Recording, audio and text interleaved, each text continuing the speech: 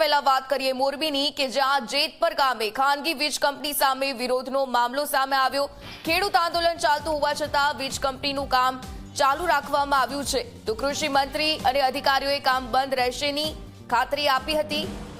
ખેડૂત નેહુલભાઈના ખેતરમાં પોલ ઉભા કરવાનું કામ ચાલુ કરી દેવામાં આવ્યું। પોલ માટે ખેતરની અંદર મેટલ નાખી અને રોડ બનાવ્યાનો પણ આરોપ લગાવવામાં આવ્યો છે। ખેતી નુકસાનનું વળતર કોણ આપશે તેને લઈને અનેક સવાલો ઉઠી રહ્યા છે। તો ખેડૂત નેહુલભાઈના ખેતરમાં પોલ ઉભા કરવાનું કામ ચાલુ। ફોન લાઈન પર સંવાદદાતા હિમાંશુ પાસેથી જાણકારી મેળવીએ।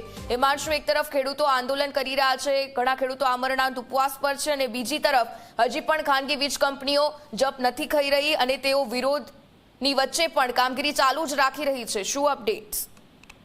જી ઉર્મિલા, આપને જણાવી દઉં કે જે મોરબીના જેતપર ગામે છેલ્લા 11 દિવસથી આમરણાંત ઉપવાસ આંદોલન ચાલુ છે।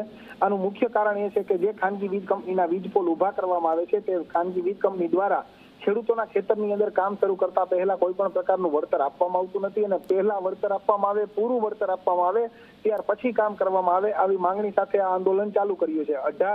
18 તારીખે આંદોલન શરૂ થયું છે, આજે 11મો દિવસ છે અને અગાઉ થોડા દિવસો પહેલા એક જાહેર કાર્યક્રમની અંદર કૃષિ મંત્રીને જ્યારે આ વીજ કંપનીના વિરોધ બાબતે પ્રશ્ન પૂછવામાં આવ્યો હતો ત્યારે તેમણે કહ્યું હતું કે ખાનગી વીજ કંપનીના જે માણસો છે તેમને હાલમાં કામ બંધ કરવા માટે સૂચના દેવામાં આવી છે। આ ઉપરાંત જ્યારે પ્રાંત અધિકારી અને અન્ય અધિકારીઓ જ્યારે છાવણીની મુલાકાતે આવ્યા હતા ત્યારે પણ જે ઉપવાસીઓ છે અને કમિટીના મેમ્બર છે તેમણે એવું કહ્યું હતું કે પહેલા કામ બંધ કરાવો પછી તમારી યારે ચર્ચા કરશું।